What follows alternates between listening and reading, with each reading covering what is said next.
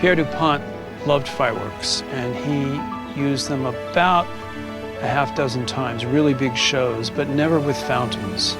So it wasn't until 1980 that we first put fireworks with fountains. The year before, I had been to Versailles in France, and I had seen fireworks there, and we realized it was a really spectacular thing to do.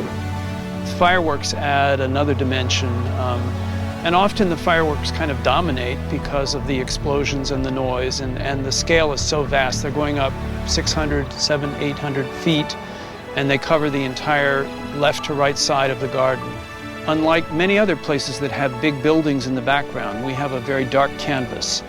So we can set them off, and the whole horizon is lit up, but you don't see other things. So you lose yourself in the sense of scale. The process begins with the music.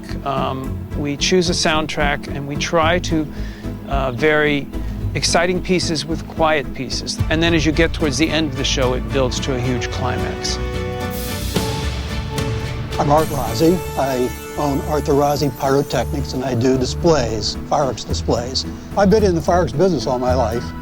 Because I come from a family that made fireworks, I've learned all about how to display them, and then how to take a regular fireworks display and move it up to this caliber of a show. They talk about world-class fireworks shows, and this is one of them. We used to sketch the frames so we know how high we could go, and how low and how wide. We don't much anymore with the graphics of the computer. We really don't need to. Using computers now, you can get explosions to coordinate right on the beat of the music, and so it's pretty amazing. Well, the computer gets time code from the soundtrack, and it ignites the little electric match for each item. I've always liked to listen to the music for a while and just kind of get ideas. I know the product pretty well, like chrysanthemum, peony, comets with streak, vines that make a fountain themselves. It's sort of like you get an idea of what fits, and you kind of paint a picture almost. The crowd has to be into it and concentrating and understanding what they're seeing.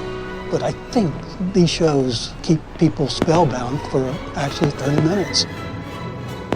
One of my favorite programs that we videotaped was Tchaikovsky's Fifth Symphony that Art did, and at the end of the last movement, it reaches a tremendous climax, and he just builds effect upon effect.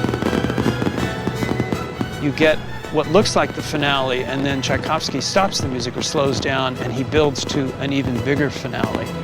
And everybody is applauding and cheering because they think it's over, and then the true finale comes, and then that really sets them off. Mr. Pont really enjoyed the idea of the garden as theater. And of all the gardens at Longwood, this is the most theatrical.